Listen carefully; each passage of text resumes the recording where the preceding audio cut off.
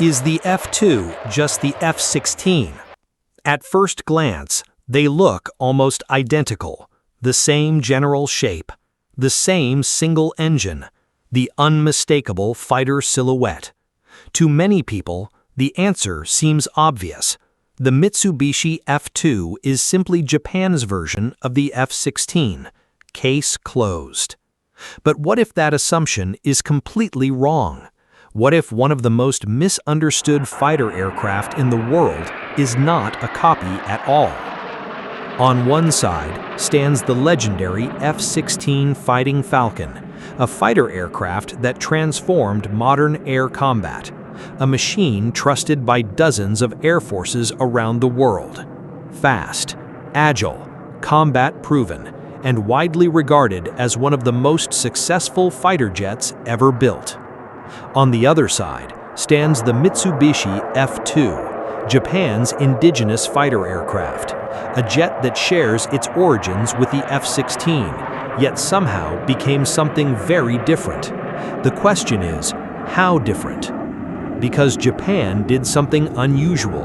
Instead of simply buying more F-16s, it invested billions of dollars into developing a new aircraft, an aircraft based on the Falcon, but redesigned for Japan's unique strategic needs. And that decision raised a major question. Why? Why spend so much money on an aircraft that already looked like the one you had? Why not simply purchase more American fighters? Why create the F-2 at all? The answer lies far beyond appearance, because beneath the surface, the F-2 hides larger wings, advanced electronics, cutting-edge radar technology, and capabilities specifically designed for defending Japan's vast maritime territories. Some analysts call it the ultimate evolution of the F-16.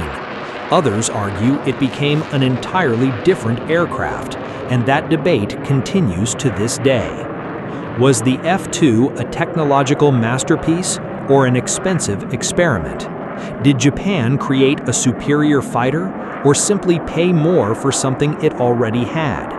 In this documentary, Eagle War Machine takes you inside one of the most fascinating fighter programs in modern aviation history, a story of technology, national ambition, and a fighter aircraft that continues to spark debate around the world. Because what you're about to discover may completely change the way you see the Mitsubishi F-2 and the legendary F-16 Fighting Falcon.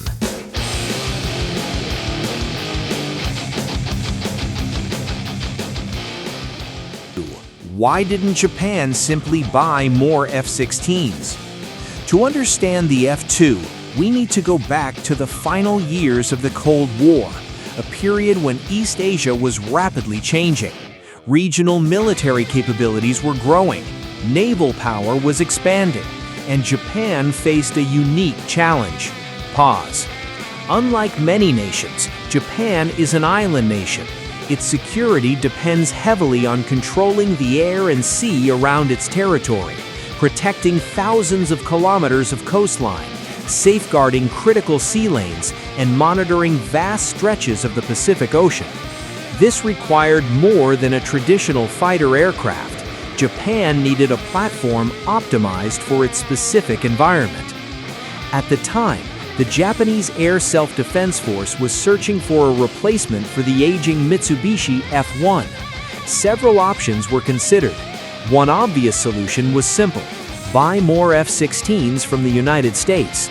The aircraft was already proven, reliable, relatively affordable, and widely respected around the world. But Japanese planners saw a problem. The F-16 had been designed around a different set of priorities. Its mission profile reflected American operational needs. Japan's requirements were not identical. Pause. Japanese defense planners wanted greater range over water, more advanced sensors, stronger anti-ship capabilities, and a fighter specifically tailored for Japan's maritime approaches. In other words, they wanted more than an imported aircraft. They wanted a fighter designed around Japan's own strategic reality. Eventually, Washington and Tokyo reached a compromise. Instead of creating an entirely new fighter from scratch, Japan would develop an aircraft based on the F-16 platform, but with extensive modifications. The project would combine American experience with Japanese technology. At least that was the plan. As development progressed, the aircraft began changing dramatically. Larger wings, new composite materials, advanced electronics, improved radar systems, and mission capabilities specifically optimized for Japan's defense requirements. The further the project advanced, the more obvious it became. This was no longer a standard F-16. Something new was emerging, something uniquely Japanese. But there was a price. Development costs continued to grow. The program became increasingly complex, and critics began asking difficult questions. Why spend billions on a modified fighter? Why not simply purchase proven aircraft directly from the United States? Was Japan building a superior aircraft or creating an unnecessarily expensive one? These questions would follow the F-2 program for years. Yet supporters argued something very different. They believed Japan was investing in more than an aircraft. They were investing in knowledge, engineering expertise, industrial capability, and the future of Japanese aerospace industry. Because every technology developed during the F-2 program would help shape future generations of Japanese aircraft.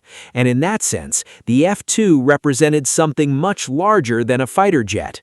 It represented ambition, national capability, and technological independence. But the real question remained unanswered. How different had the F-2 actually become? How much of the original F-16 still remained? And were the upgrades significant enough to justify the enormous investment? In Part 3, we will compare the two aircraft directly: the wings, the radar, the electronics, the weapons, and the technologies that caused some analysts to say the F-2 may look like an F-16, but under the skin, it is something entirely different.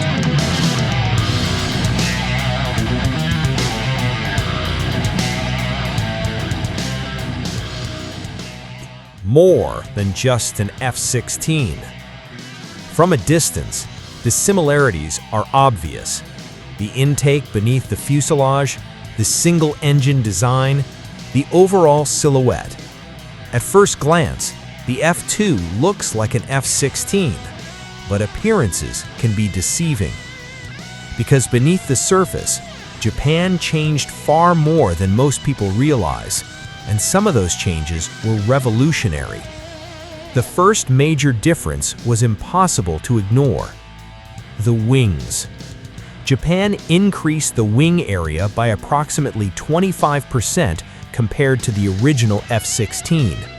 That may sound like a small modification, but in fighter aircraft design, it was enormous. Larger wings provided greater lift, more fuel capacity, additional payload options, and improved performance during long-range maritime operations, exactly the type of missions Japan expected to face. Then came the materials. The F-2 became one of the first fighter aircraft in the world to make extensive use of composite structures. Large portions of the airframe used advanced composite materials instead of traditional metal construction. The result? Reduced weight, increased strength, and valuable experience for Japan's aerospace industry. But perhaps the most important upgrade was hidden inside the nose: the radar. At a time when many fighters still relied on mechanically scanned radar systems, the F-2 received one of the world's earliest operational AESA radars, Active Electronically Scanned Array technology, a system that represented the future of air combat. An AESA radar could track multiple targets simultaneously, provide greater resistance to jamming, offer improved reliability, and detect threats more effectively.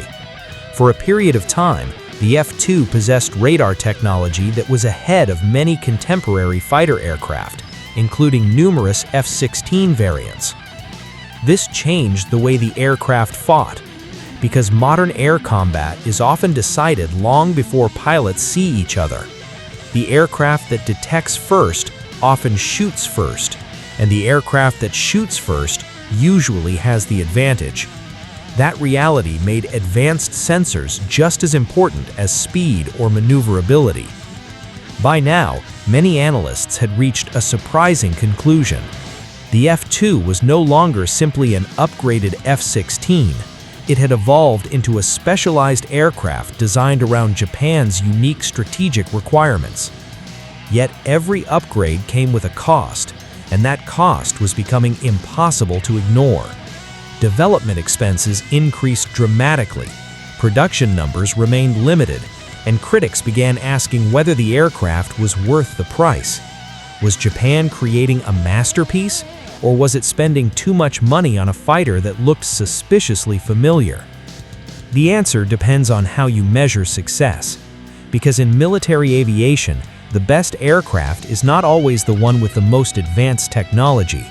Sometimes it is the one that delivers the right capability at the right cost. And that brings us to the ultimate comparison. The moment when theory meets reality. The battle everyone wants to see. F-2 versus F-16, head-to-head. Which aircraft has the advantage? Which fighter offers the better balance of performance and value?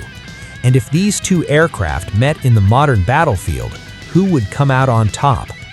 In Part 4, we will compare them directly. Speed, radar, weapons, range, survivability, and combat effectiveness, to discover whether Japan's fighter truly surpassed its as an American ancestor.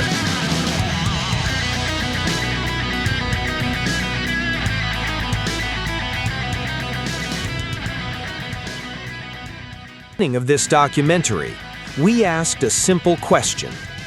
Is the Mitsubishi F-2 simply a Japanese F-16? Now, after exploring its history, technology, and purpose, the answer has become clear. No. The F-2 is not merely a Japanese F-16. Yes, it shares the DNA of the Fighting Falcon. Yes, its origins can be traced back to the American design. But over time, Japan transformed the aircraft into something uniquely its own. Larger wings, advanced composite materials, cutting-edge radar technology, enhanced maritime strike capabilities, and systems specifically designed around Japan's strategic needs. These changes created an aircraft that served a very different mission from the original F-16. The F-16 was designed to serve many nations. The F-2 was designed to serve one, Japan. And perhaps that is why opinions about the aircraft remain divided. Some analysts see the F-2 as a technological achievement, proof that Japan could develop advanced aerospace capabilities and push beyond simple license production. Others view the F-2 as an extremely expensive project, a fighter whose costs exceeded expectations and limited production numbers. Both perspectives contain some truth. But military aviation is not always about building the cheapest aircraft. Sometimes it is about building the right aircraft. The aircraft that fits a nation's geography, its threats, its strategy, and its future. By that standard, the F-2 achieved exactly what Japan intended. It became a guardian of the nation's maritime frontier, a fighter optimized for the defense of the Japanese homeland, and an important step in the evolution of Japan's aerospace industry. Perhaps the greatest legacy of the F-2 is not the aircraft itself, but the experience Japan gained while building it. The engineers, the technologies, the manufacturing expertise. All of these lessons would influence future generations of Japan's defense programs, and that makes the F-2 far more significant than many people realize. So, was the F-2 a success? The answer depends on how you define success. If success means exporting thousands of aircraft around the world, the answer is no. But if success means creating a fighter specifically tailored to Japan's needs while advancing the nation's aerospace capabilities, then the answer may very well be yes. Yet the story does not end here, because after the F-2, Japan continued its journey into advanced fighter aviation, and that journey led to one of the most legendary fighter aircraft ever built, the F-15 Eagle. A fighter known worldwide as the king of the skies, a machine feared by opponents and respected by pilots across generations. But here is the question many people have never asked. Did Japan simply buy the F-15 from the United States, or did Japan actually build the F-15 itself? The answer may surprise you, because Japan became one of the very few nations authorized to manufacture the Eagle domestically. And the story behind that decision is extraordinary. In our next documentary, Eagle War Machine, we'll explore the fascinating history of the F-15J, the Japanese Eagle, a fighter that looks American but hides a remarkable Japanese story beneath the surface. Did Japan really build the F-15? And how different is the F-15J from the Eagles flying elsewhere in the world? Join us in the next mission to discover the truth.